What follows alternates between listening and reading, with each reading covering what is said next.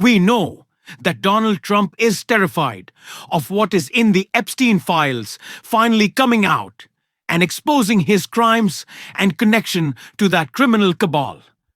But what should be even more terrifying to Donald Trump, what is making him panic right now, is what isn't in the Epstein files.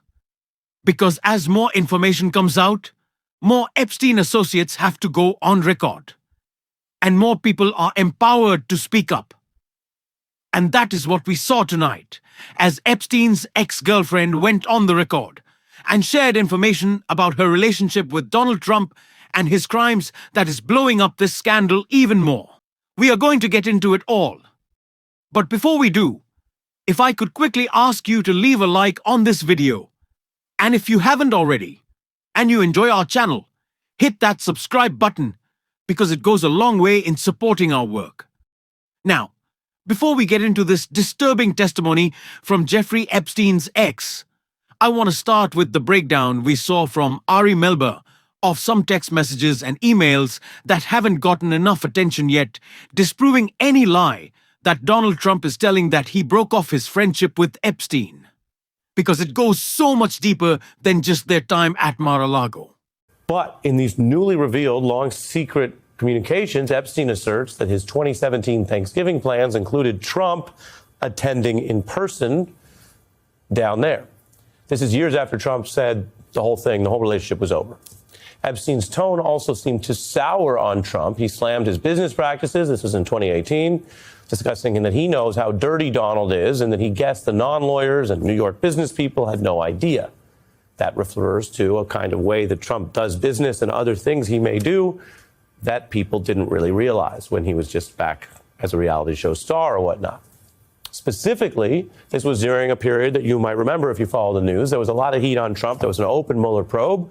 This was before he would go on to lose the 2020 campaign, when he was thought to be ultimately a one-termer. And he was under this pressure, Epstein writing about when Trump's former fixer, Michael Cohen, cooperated against Trump and ultimately, of course, criticized and testified against him in public and implicated him in something he had denied any knowledge of, which was a secret hush money payment to Stormy Daniels.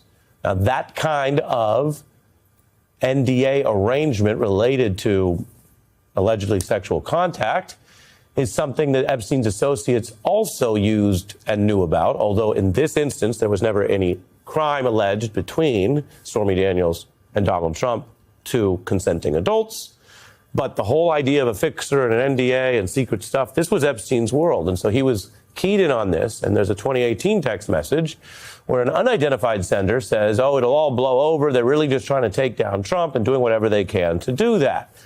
If you remember that period of time, that sounds like someone who is sympathetic to Trump, who sees any investigation or accountability as just kind of a conspiracy to bring him down.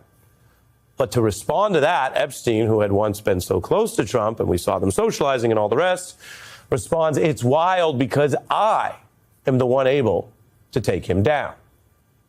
Now, if that's just a random text in the wind, you might not think much of it. Indeed, politics, media, and the sordid circles that Epstein ran in were full of people doing bluster and exaggeration. That's why a real investigation, if it's done by the government or by independent parties, such as what journalists try to do, you take in a lot of different material. So that text alone could be bluster. But couple that text with the earlier corroboration that Epstein was secretly texting and emailing Maxwell, later convicted of sex trafficking crimes, about what Trump did and knowing about the girls and being alone with one. Couple that with Michael Wolff, the Trump author, in the other messages talking to Epstein about basically having a, quote, debt or an ability to blackmail Donald Trump. Remember, when Donald Trump was telling us there was no relationship between him and Epstein. Remember his lawsuit against Rupert Murdoch saying that the letter he sent Epstein on his birthday in his birthday book, that it didn't exist, that it was a fake letter. That Vance then doubled down and said someone better show it to us or this is journalistic malpractice. And then they did. And Trump didn't like that too much. But that was the case Trump was making in that lawsuit, that there was no relationship. And not only do we know that, of course, there was a relationship, but that there was a best friendship. But it didn't end as Ari Melber said. It might have cooled, but they were always still close. And that disproves anything Carolyn Lewis says about Donald Trump and his criminal relationship with Epstein, his involvement with Epstein around young women, and how Epstein would deliver them to Trump as he would with other women, as is being reported and shared by Epstein's own ex-girlfriend. Disturbing details about that alleged incident in 1993. That's when you said Trump groped you in front of Epstein at Trump Tower, which you just referred to, Stacey. And you say that at the time, Epstein and Trump looked at each other when this happened to you, and they smiled. And that to you, in that moment, it felt like a weird and twisted game. And then you say Trump pursued you afterwards, sending you a postcard with a picture of Palm Beach, saying, "Stacey, you're home away from home. Love, Donald." Mm-hmm. You know, I mean, what did you mean, or what did that feel like when you say a weird, twisted game between the two?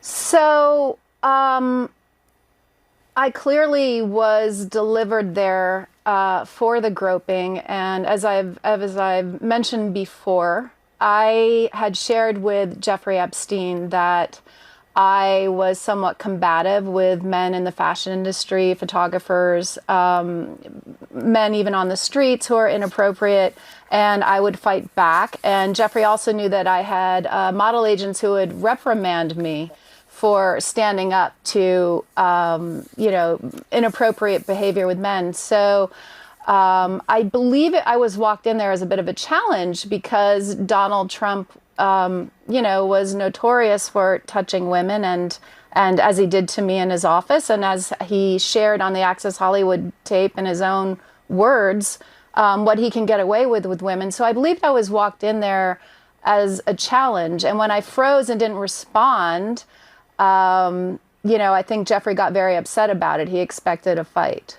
But they were very close friends. He was the only friend that Jeffrey spoke, the only male friend that he spoke about pretty consistently. They had a very close relationship, and it's just so maddening to me that Donald Trump ran on, cleaning up the swamp. So we already know that Donald Trump's lie that he and Epstein were never friends, they were never tight, they were never buddies, was obviously untrue. Donald Trump disproved that, even before he tried to make that argument, saying that he kicked Epstein out of Mar-a-Lago, so there obviously had to be a relationship.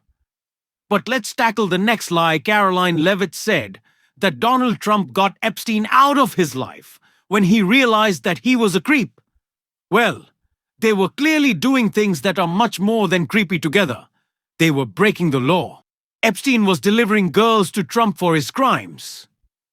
Now, in one of those emails that was released yesterday by the House Oversight Committee, it was detailed that Epstein once recounted Trump running into a glass wall as he looked at underage girls in Epstein's pool, that he was so infatuated with those young women who Epstein had around girls that he couldn't even walk straight.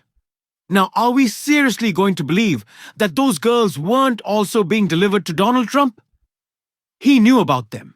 Donald Trump was referred to as the dog who hasn't barked yet. Was there a reason? Was Trump protecting himself? They said that they had been thinking about it, Epstein and Maxwell. They both said that they had been thinking about why Donald Trump hadn't spoken up. But they didn't necessarily say that they were surprised that he hadn't. Of course, Michael Wolff talked with Jeffrey Epstein about the leverage that Epstein would have over Trump. But a lot of his disgusting behavior at that time was already known. Of course, it would have been a further admission of the lack of character of Donald Trump, the disgusting individual that he was. But it was nothing new. What could have been new was Trump's relationship with those young women, which I think is what is continuing to build this mountain of evidence that is clearly what Donald Trump wants to hide, that he and Epstein had a relationship that wasn't just business, that wasn't just friends. It was criminal in nature. These women were being delivered if Donald Trump was buying them. Donald Trump was buying them. These young girls. We saw that check. We saw the photo of that check at Mar-a-Lago that they had aged out of Epstein's demographic. Now, I don't know how young that demographic might have been. I don't know if it was 18 years old. We, again, don't know anything, because this administration, as transparent as they claim to be, they're the opposite. So we don't know. So the people who are willing to speak out against him are silenced and scared, and so that he can distract. And Eric Swalwell, who is the latest victim of a political prosecution from the Trump administration, said just that right here.